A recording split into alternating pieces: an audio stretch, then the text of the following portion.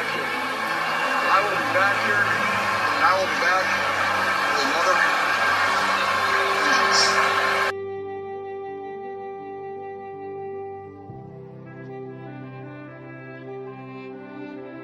Yeah, we'll lick our wounds. We'll get over this. We'll be fired up for next year. Garoppolo has time, stands in, going deep, going for it all, and it's caught for the touchdown! On fourth down, Deebo Samuel for 6. Garoppolo's got all day. He's going to launch it deep down the field, going for it all, and getting it! Emmanuel Sanders, not touched, still on his feet, inside the 10, and he scores! 75-yard bomb from Jimmy Garoppolo to Emmanuel Sanders. Wilson, pressure off the edge, releases it, and it is intercepted by Greenlaw. Trey Greenlaw now on the return. As he's still on his feet with blockers in front, Trey Greenlaw down the sideline. Can you believe this? Smells like football, baby. Pass is caught. Kittle breaks one tackle. Another. Wow, what a touchdown for George Kittle. Goff throws and it's intercepted. It's picked off by Warner. Fred Warner for the touchdown. Jeff Wilson has come in at running back. Garoppolo's throw is caught by Jeff Wilson. He's going to score a touchdown for the 49ers. And the pass is going to be picked off by Bosa. Nick Bosa.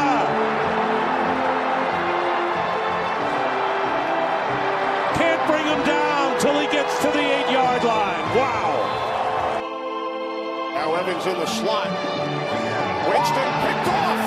It is Richard Sherman, who did not have an interception last year, and he returns it all the way for a 49ers touchdown, 32-yard. Garoppolo fires. It is caught. Still on his feet is Kittle with a big play. And the stiff arm. George Kittle. Flags fly. He's down to the 30. What a run by George Kittle. Taking on everybody. Feels great, baby. I guess we're going to go, gold-blooded slit suckers. Here we are. Daddy's here. Coming in fucking hot. A million miles an hour right now. Woo! Niners won a game. First half was weird, right? That was this one, right? Yeah, okay. Here, you gotta get me back on Niners here. We're just talking chain restaurants, and I don't know which way's up. This is the Gold Blooded Podcast. I am Joey I. I'm joined by Rob and Michael, and we are here. We're going to talk some Niner football. It's been a few weeks. It's been a long time since we got to record an episode after a victory. It's been like 5 weeks or something, 4 weeks, something fucking crazy. So it's almost been like an off season. The past 5 weeks have been for the cunts, let me tell you something. How you feeling, Bob? Good. Yeah? Anything you want to talk to me about? No. On air? You want to know? Kern? No, it was nice to see we got a new coach and a new GM, and Trey Lance started. I mean, I assume that's what happened since we won. So, yeah. Right? I must have missed it in the headlines. Yeah. I wonder who our new coach is that's getting us these wins. Win. We got to win. Well, we got 3 wins, but right. Yeah. Right. No one. I know. No one discounted the first 2. Well, you just said win, so you did. No. Fuck off. I mean, that's the easiest answer. This is how we reverse it, Kern. When he comes in after a loss trying to get me going, this is the full flip. 180. I got the win. I get to get him going. I'm good. I'm not going anywhere. I'm home and to bed. Listen. Great about a win. But I got to tell you this. If we're not having this conversation next week, none of it matters. None of it. None of it. It's dog shit. The NFC playoff seedings are pretty much set. Like, other than that 7th wild card spot, it's like... Who's in the 6th spot? I don't know. Yeah, no one. It's not set at all. It's the 5 are. Okay. Well, right, the 5. Yeah, And there's 2 open spots. God, but it doesn't matter. So you could start. Go ahead, find a reason to be sad about this team after a win. Go ahead. I'm not. There's 2 open spots in the playoffs, wide open. I mean, you're talking Vikings, Bears, teams that are not the top 5 are for sure, barring a major. There's definitely a lot of weight. Barring a major catastrophe, 5 is set. Like, it would take something pretty fucking major for one of the top 5 to not make it. Right, and I guess my problem is that the 49ers aren't one of those 5 teams. That's disappointing. Yeah, of course it is. I mean, home field. Well, although maybe it's not, because home field advantage doesn't seem to be our thing. But ironically enough, yeah. Maybe we don't want to play at home in the playoffs. Okay. All right, I'll get right into the fun stuff while you look up to try to prove me wrong that the 6th spot is set. That's not what I'm looking at. D Ford and Aziz Al-Shair both are in concussion protocol and did not play. Oh. Yeah. They both are looking like they'll be back this week, though. They were very close to playing in Chicago. It took all the way until Saturday to make that call. If we'd have played on Monday night, they might have played. They're both on the verge of coming back, so they should be both back for the Arizona game. Maurice Hurst did not play. I don't think he's on IR. He is dealing with this year's injury of choice. He is dealing with a calf, but he's not IR. Nothing season-ending. Javon Kinlaw, on the other hand, as we know, after we recorded last week, did go on IR. That's season-ending. He had knee surgery. They just keep calling it procedure. They've not called it ACL, MCL, any of that stuff. They just said procedure. The doctor, the good news is the doctor says they think they fixed it for good and it won't be a lingering thing any longer. So In Kinlaw? Yeah. Kwaski Tart, we knew he was headed for IR. He just hadn't been officially placed there last week when we talked. He was officially placed there. That's that 3-week minimum out. So Chicago counts as 1, Arizona 2, Rams 3. He could come back. What's that, Jaguars after Rams? So we could see him in Florida. Trey Lance practiced and was active. He did not get any snaps in this game. The way I heard it was they don't want to push it, getting him back in. That's why he didn't really play. He did have a package. He could have played. He was there if Jimmy got hurt, but there's no reason to push it the way the game was going. It wasn't going to make a big difference. Trent Williams played. Diamador Lenore was inactive, but this was not a healthy scratch this week. This was a personal issue in that his girlfriend was having a baby, so he was not with the team. I don't know if you guys saw this, but Mitch Wishnowsky had a baby before the game, the night before the game, flew in for the game, got to Chicago at 7 a.m., went to the game, and got exactly 0 punts. Yeah, only had to the hold the entire ball. game. Yeah. All he did was hold the ball. Yeah. And then he flew back to the baby. I don't know if you saw Shanahan's post game, but he gave the game ball to Mitch's wife because apparently Mitch was nervous and vomiting and upset, and she was like a G about it, so they gave her the ball instead of him. Gave one to him and Deebo. So I did find the stat that I was looking for. Mitch and Jimmy. Oh, my bad. I meant Jimmy. Defensive lineman Jordan Willis had his roster exemption lifted, which means he counts against the active roster. He was coming off of that suspension, and they get a 1-week roster exemption to get them up to football speed. That was lifted, so he's on the active roster before the game.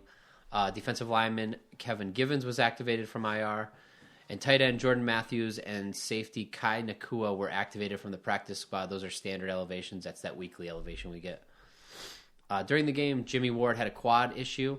After the game, everyone was very concerned about it. The good news coming out of Monday was it's a 1 to 2 week injury, and there's actually a slight chance he could be back this week. Okay, that one worried me. Yep, yeah, so it's looking better. They call it that outside chance, so unlikely we'll see him this week, but it's a possibility. Kai Nakua actually went out at the end of the game with a hamstring. He did go to practice squad IR. That's that backup safety off the practice squad. We are expected to open the practice windows for George, Robbie Gould, and Jeff Wilson Jr. this week. There's a good chance you'll see George and Robbie play. In fact, I'm positive you'll see Robbie play, and you'll see why later. George is likely, highly likely, but Jeff is unlikely. They're probably going to work him back in. He hasn't played football in a long time, so he's got to get back up to speed. So I doubt you'll see him active this week, but he's close. Optimistic to have, we talked about this, D Ford and Aziz. We're hoping to get Dre Greenlaw back involved in team stuff Wednesday. He does need to pass some additional testing. I think that's not going as quickly as we hoped. So that's not as optimistic as far as how fast he'll be back. I think we'll see Wilson Jr. before we see Dre Greenlaw. Okay. We acquired today defensive lineman Charles Amenahu from the Houston Texans for our 2023 6th-round draft pick. So I don't know this guy. I don't know what he offers, but I know that we didn't give up much for him. Yeah. So that's something. There's that. I mean, that rivals the Rams going out and getting Von Miller, I guess. Yeah, we're Amenahu. keeping up with the Millers. Charles Amenahu. Yeah, exactly. That's our chess move to Von Miller. We released linebacker Terrell Adams. We waived kicker Joey Sly, which is why I'm pretty sure Robbie Gould is ready to go. We also released from the practice squad linebacker Nathan Gary, running back Jaquez Patrick, and defensive lineman Eddie Yarborough, which are all the positions that we just activated practice windows on. So it all adds up. And that's what I got for you. All right. Well, before we get to this, I just wanted to say one thing.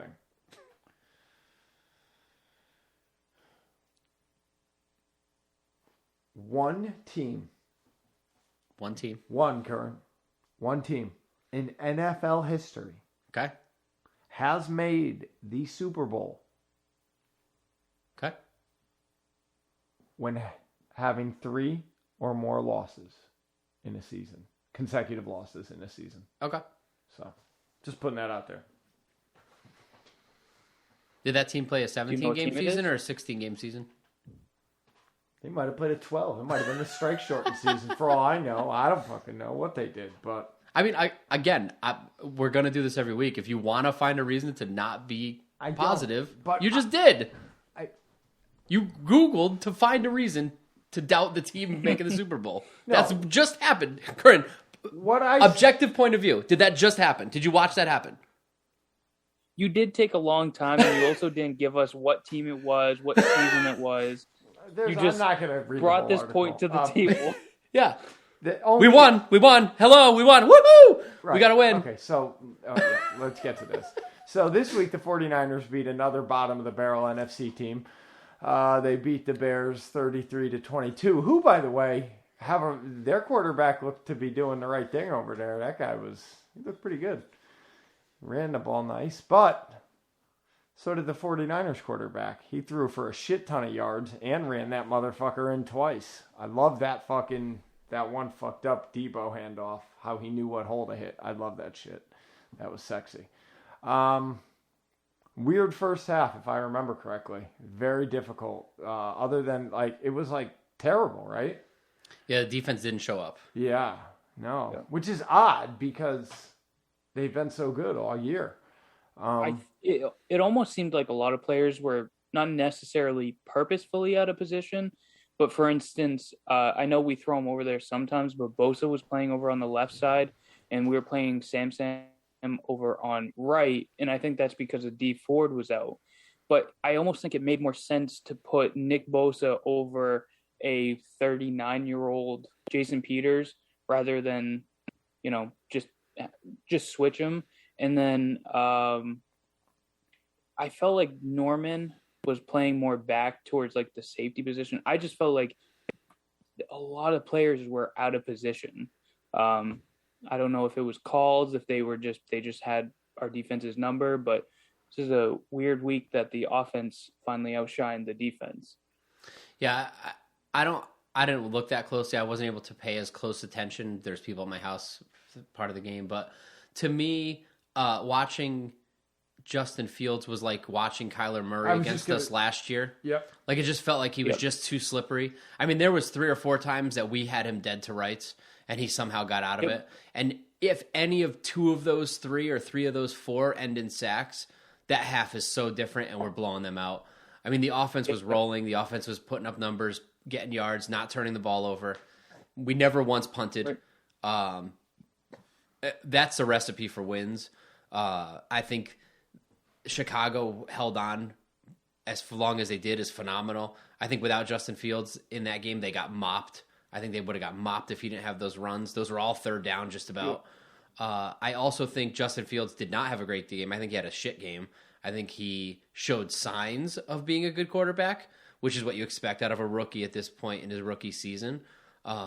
He didn't look that poised. He did look slippery and fast, and you can see the future. Like, if that guy can run like that and put it all together on top of that, it's going to be nasty. Yeah, it was an impressive outing for a first-year guy against one of the best defenses in the league. That's how I would say it. Whoa. Sorry. Yeah, I mean, to me... Do you know what they ranked? What he put out to me is what Trey Lance would put out right now if we put him on the field. Like, it's going to keep you in games because he's fast and he's athletic, but it's not dominating quarterback performance. And you don't expect it to be from a rookie. Like you said, it's first year in the league. But he's got a little more experience than Trey Lance, and I think there was glimpses of what our future could be on plays that fall apart. That's what I like about it. Yeah, I can get with that. I think for me, I think for hopefully the coaching staff, if this doesn't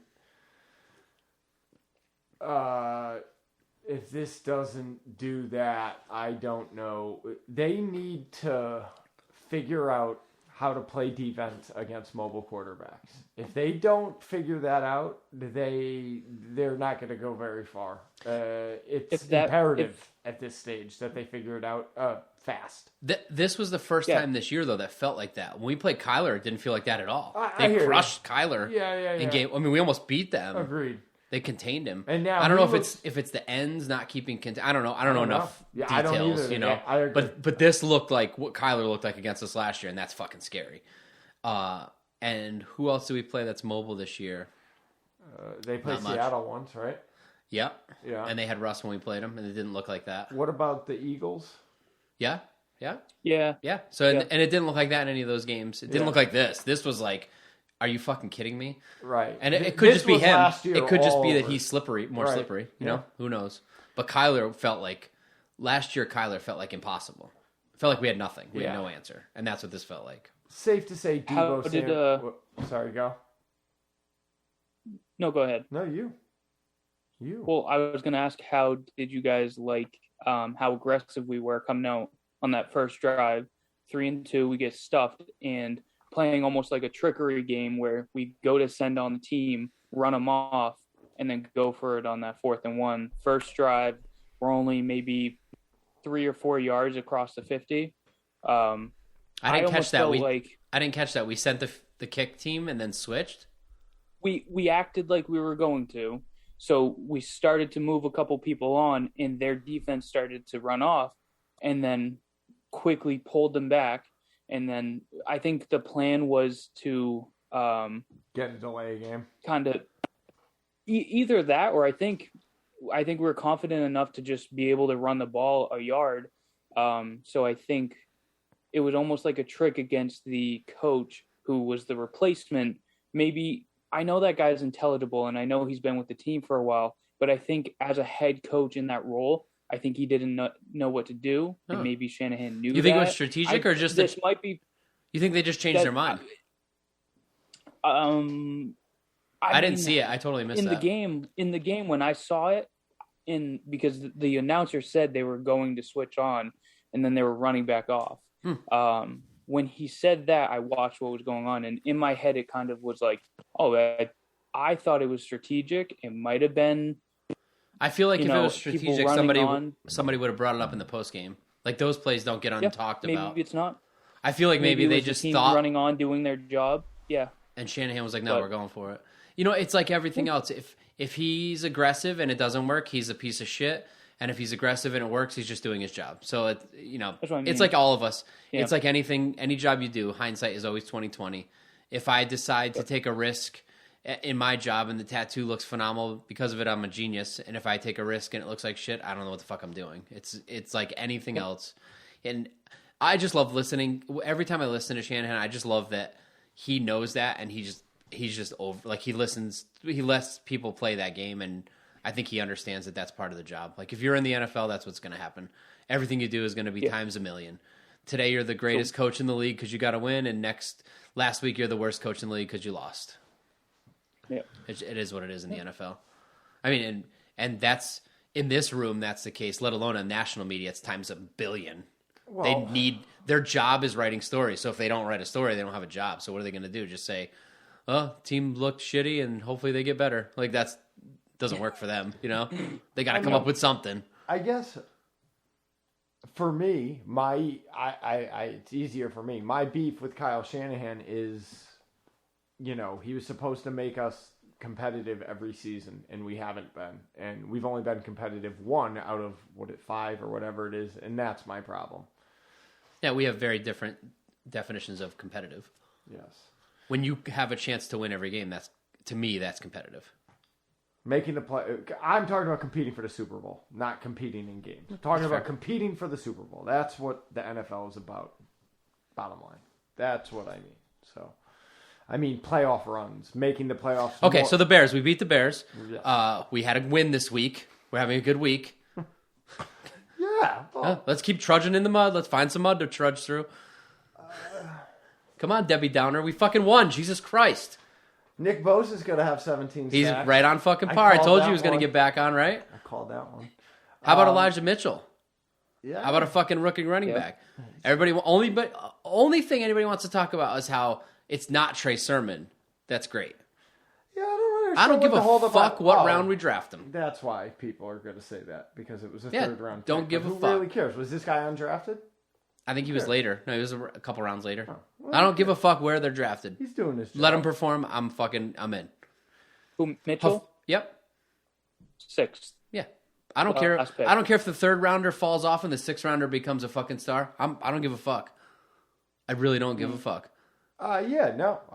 As long as somebody's running. Yeah, as long as we get a couple fucking stars out of the draft. As long as somebody's running for 8 yards a carry, I don't give a fuck what round you. I can't even imagine somebody would be upset by that. You know what I mean? The Rams are showing that their plan is we don't give a fuck about any of these draft picks because the chance of them hitting is whatever. Yeah, we're just gonna buy fucking proven players. Yeah. Well, it's not a bad fucking idea if you really think about it. The hard part's the money because you got to pay all these contracts. The key is if you have a rookie like George and Fred were cheap for those first couple of years. That's the key. If you can get a couple of those guys cheap that are playing great like that, you can save a lot of money and you can spend on other people. When you do it like the Rams, you got to pay everybody. Everybody has to get paid, and they have to hit in their windows. Yeah. You have a shorter window, and it's almost like a perfect storm. Well, this guy on this Longevity. contract, the Yeah. end of this contract. Yeah. They'll only have. I don't know how this worked out, but they traded for what's his name. Von Miller. Von Miller. Maybe they get him just on the for the rest of this season. I don't know what his contract. I mean, it's just two totally different ways of thought. And when you think about it, like I said, I mean, before he got there, they drafted Jared Goff. So if anyone knows the difference between drafting someone or getting a known commodity, I'm sure they're way happier with Stafford than they were with Goff. I mean, I think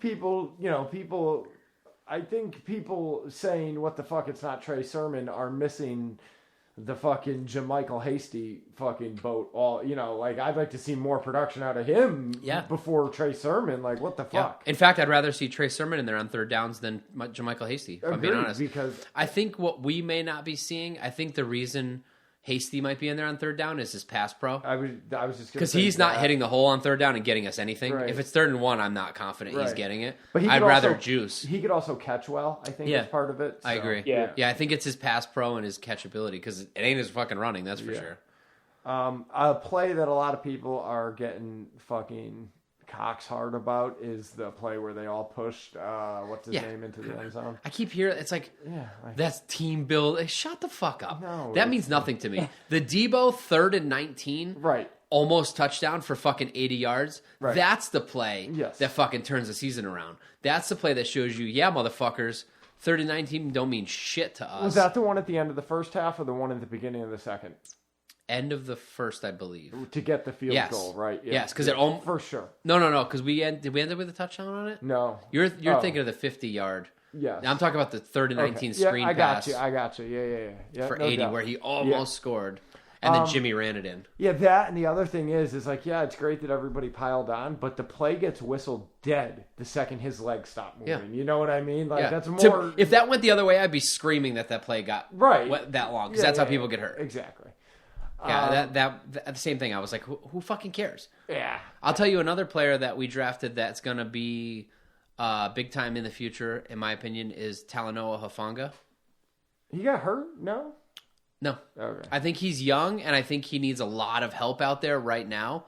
But as time goes on, I think he's going to take over for Kwaski, and I think it's going to be Warden him for the next couple of years. You know what it sounded like? Because I listened to some of I was so happy about him. I listened to some of the pressers, and they didn't come out and say it, but I just feel like he doesn't know the defense as well 100%. As he should. Like, he's physically capable, but he's not like he's not smart enough. He needs a little more help out there. I mean, Kwaski and Ward have been doing it together since high school, so it's a little different. But there was a play where you see him looking over to the sideline to, I imagine, get coached and like, hey, you have this guy, and then like drift over this way. While he's like listening and trying to get that information, the play starts, and you see him whip his head back, and you see everybody already starting to move, and he almost like shits his pants. He's like, oh fuck, oh shit. But he's there. He's big. He's got the talent. He's going to be the starting safety, I think. It was great to see K'Wan Williams back too. He was balling. He was in the backfield a lot. Yep, got that big hit. Yep. That was a really nice play. First of all, so I watched all the pressers as they were happening live. Like, I just went from game right to pressers. Holy shit, Josh Norman. Like, I did not expect that. Yeah. Like, I don't like him. No. No. And it feels totally fake. Right? Like when Nick Bosa talks, that's Nick Bosa. Nick Bosa. But when Josh Norman talks, it's like, are you trying to be Nick Bosa? Like, you're not. That's not him. Like, that's not his personality. And he makes a lot of... Yeah. Yeah, I'm not a fan. Well, to me, he's a black guy trying to sound white. He's just not a fan. I agree. Not a fan. I mean, but you know what I am a fan of?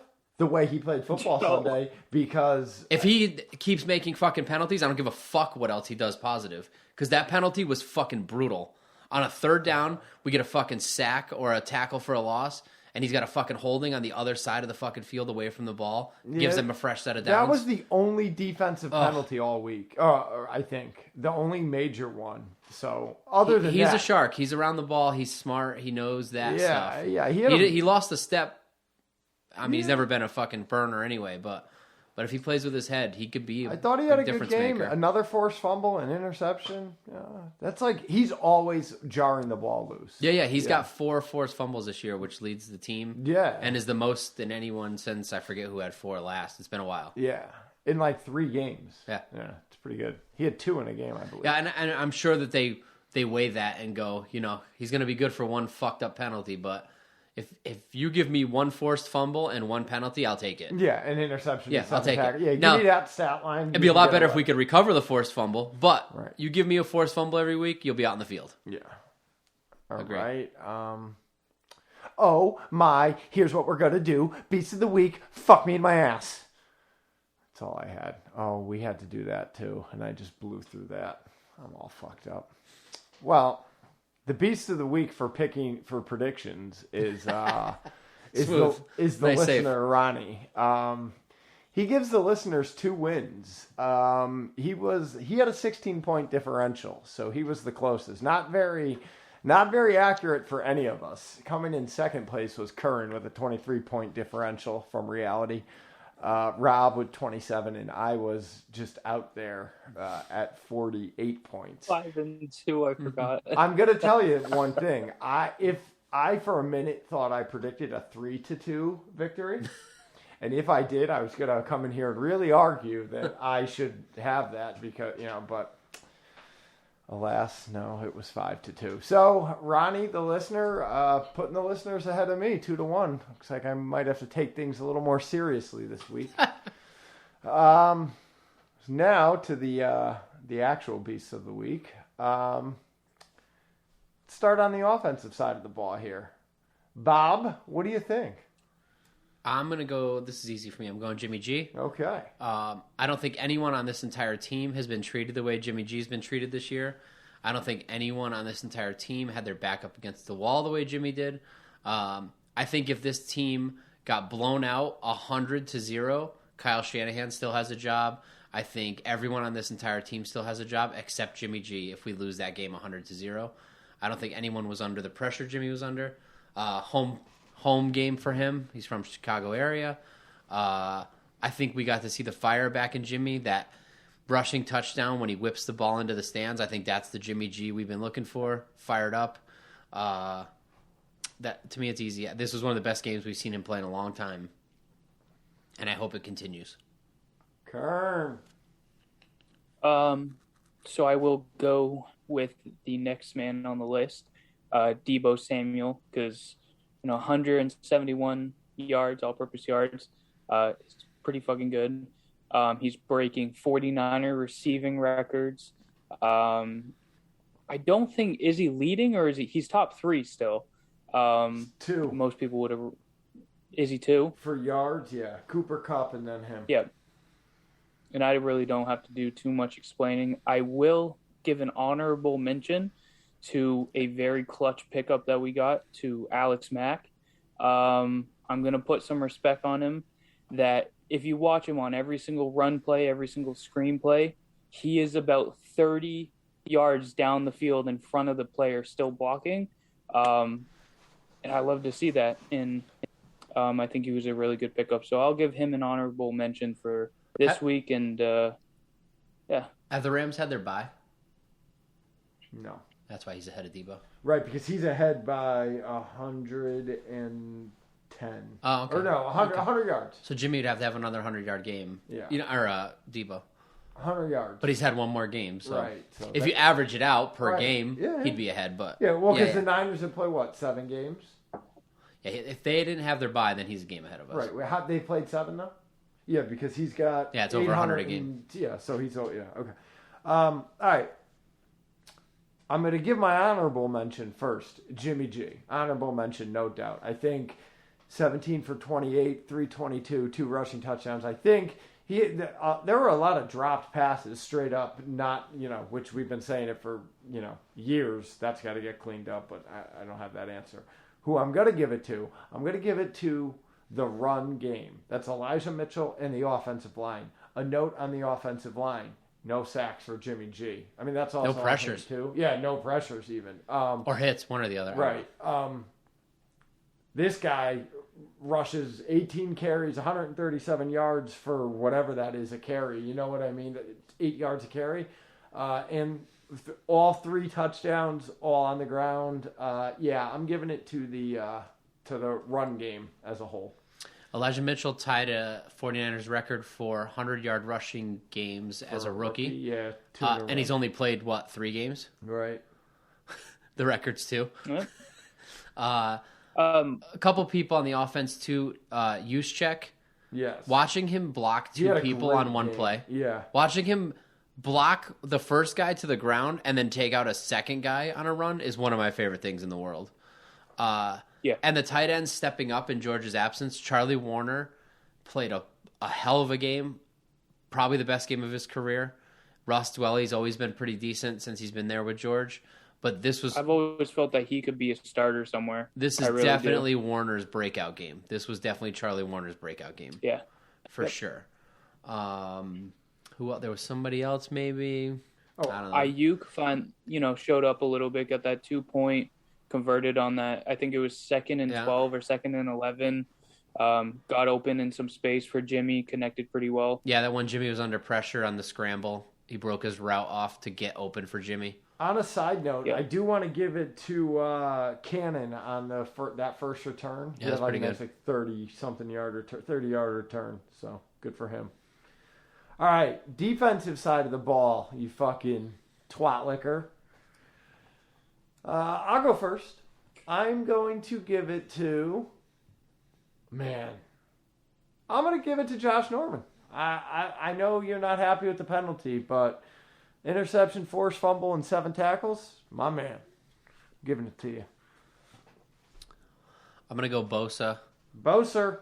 Besides the 2 sacks, the 3 tackles for loss, he seemed like he was there almost more than that. Like that, I feel like he was on the verge of a 4-sack game. If it wasn't Justin Fields, if it was anyone else in that backfield anyone else in that under center that didn't have those legs, I feel like Bosa might have broke a single game sack record, whatever it is. he felt unstoppable in this game. He felt like he was always back there. Yep. I probably would go with the same. I felt like he was always a presence. I was watching him almost every single play, and it felt like he was right there every single play. Granted, a hold or something that doesn't get called, but he did actually. They did get the call when he did get that first sack as well, right? It reminds me of when he did it against someone last year or 2 years ago, where he was being held at the same time. But Nick Bosa, defensive beast of the week. Righto. Oh, I think it was first drive of the game, maybe second drive of the game. Jimmy G slides down and gets fucking plastered. Yeah, no flag. Way after he hit the ground. Yeah, no flag. He was long on the fucking ground, and that guy took a full extra step and fucking plastered him. Yeah. Where the fuck is the call on that? Even Jessica was like, shouldn't there be something? Yeah, and nobody says anything on the air. None of the announcers say anything. Yeah. Nobody says anything in the post game. It's all, what about this? When's Trey Lance fucking starting? Why didn't Trey Lance get any snaps? How about we protect fucking Jimmy? Why the fuck is he getting plastered on a slide? For whatever it's worth, I'm just looking at the playoff standings. The sixth spot is the Saints right now at 5-2. That's all I'm saying. They just lost their starting quarterback. They have nothing. They're not a threat. Okay. They don't have a quarterback. I just didn't realize. There are many games ahead of us. That's the only thing. Who's above them? Their starting quarterback is Trevor Siemian. Okay. Trevor Siemian. Who's above them? Siemian. The Rams and the Cardinals. The Rams, because they're both 7-1. I got you. They're both got one loss. I guess for whatever reason the Cardinals get the tiebreak nod whatever, I don't know why that would be. Probably because they beat us. Probably division. Possibly, yeah. All right. Anything else we want to talk about? Nope. No. All right. Good game. Glad I win. All right. I guess this is the Gold Blooded Podcast. Check us out on the Instagram, Gold Blooded Podcast, one word.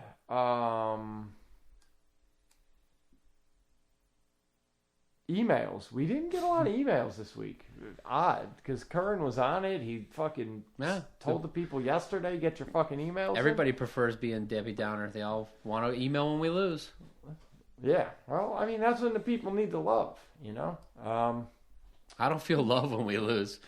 I don't feel any love. Well, that's when they need I feel is fucking putrid hatred. Blow to steam. Yeah, so get us Maybe an email. We are just like a good vent for people to rush out all their bad thoughts and feelings.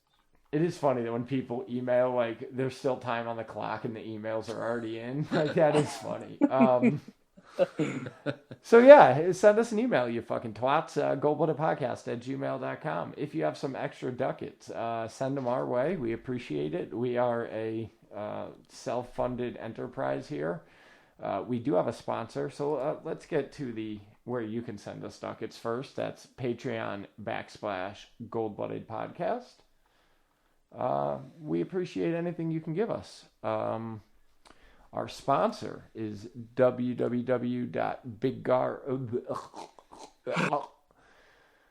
LuckyRoseTattoo.BigCartel.com. So you should get over there and spend some money, buy a gift certificate, get in for a tattoo, whatever. There's also, I'll put this out there now, goldbloodedpodcast.BigCartel.com. I still might be in edit mode, but it'll be up very soon, you fucking twats. So I'd look every day, because I'm gonna message the Patreon people first and give them some time, like a full 24 hours before I make it live for the other cucks. So yeah, there's that. Anything else anybody want to say? LuckyRoseTattoo.BigCartel. Oh, I'd also like people to leave some reviews. I haven't got around to checking it, but again, just leave the fucking reviews, you fucking asshats. That's it. Nobody has anything else to say? You just want me to keep struggling here? It's cool. Oh, I have one thing I want to say now. anybody in Jacksonville interested in doing anything interesting, email me offers for ideas. I'm playing golf out in Jacksonville Saturday before that game. Baby's going to be out there. We got to be doing some weird shit in Jacksonville if anybody's, I don't know. If we reach anybody that's going to be out there, reach out to us, goldbloodedpodcast@gmail.com. Let's link up in Jacksonville. What is the weed status in Florida, Bob? Do you know? I have no idea. You have to figure this out. Do not reach out to me. I will not be spending time with anybody. Right. Joe will meet you and give you a hand job. Exactly. No, I didn't offer your services. No, I'm just making it clear. I know where it stands. Just letting everyone know there's a line in the sand. That's why we have different hotels. All right. With that said, everybody suck my dick.